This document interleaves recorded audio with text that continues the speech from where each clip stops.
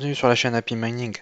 Je vous propose une courte vidéo pour vous parler d'une nouvelle qui me paraît vraiment hyper intéressante. Donc c'est encore le Flux. Vraiment l'équipe du projet Flux, ils sont vraiment en ce moment, on parle beaucoup d'eux. Et donc là, ils ont sorti un nouvel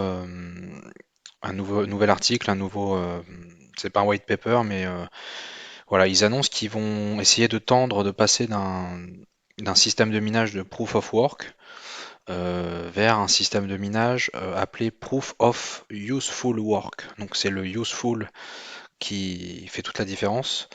Et donc ils annoncent ça comme un minage qui est beaucoup plus écologique, éco-friendly et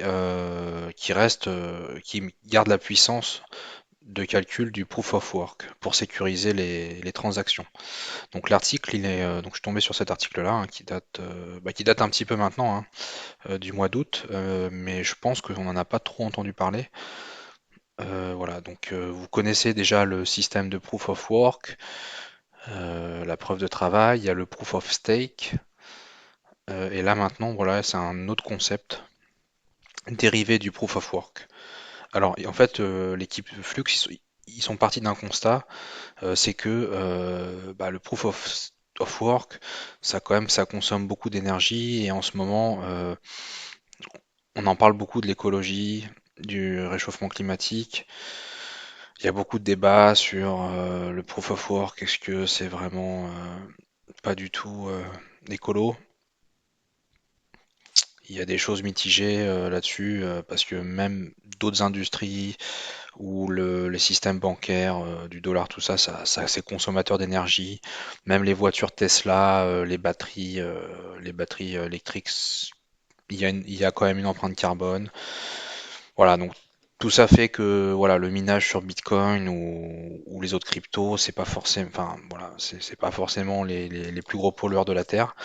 Mais bon, il y a un débat là-dessus et c'est vrai que ils cherchent des techniques pour continuer à faire du minage, mais que ça soit plus éco-friendly et que ça permette de pérenniser l'activité du minage par proof of work, plutôt que de passer sur un minage comme sur l'Ethereum 2 en proof of stake.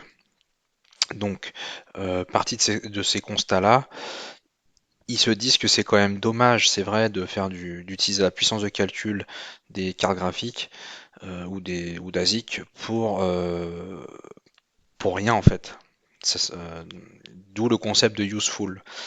Voilà, donc pour eux, ça serait de garder la sécurisation des blockchains par des calculs, mais que ces calculs soient utiles à résoudre des problèmes, des vrais problèmes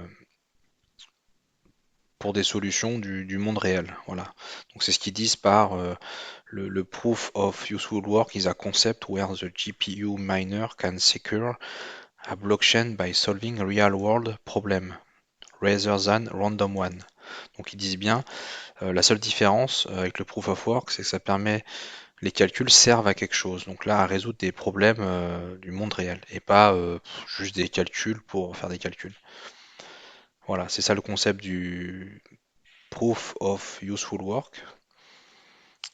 Donc il y aura toujours quand même une dépense énergétique, mais les problématiques écologiques seront moindres puisque ça servira à résoudre des vrais problèmes. Alors après, ils donnent des exemples, je sais plus c'est où dans l'article. Si, ils en parlent juste en dessous. Ça peut être par exemple aider des algorithmes d'intelligence artificielle à apprendre. Donc c'est des algorithmes par apprentissage. Donc ça demande beaucoup de calculs. Ça peut être aussi des calculs pour faire des calculs sur des animations ou sur des effets visuels, des rendus. Ou par exemple, il parle du projet Folding at Home où c'est des calculs faits sur la modélisation de protéines. Donc là, c'est vraiment intéressant parce que pour nous les mineurs, c'est à la fois, on va pouvoir, ça reste un investissement, hein, faut pas se leurrer, hein, on est là pour gagner de l'argent, mais ça sera dans une vision plus écologique et plus utile de la chose.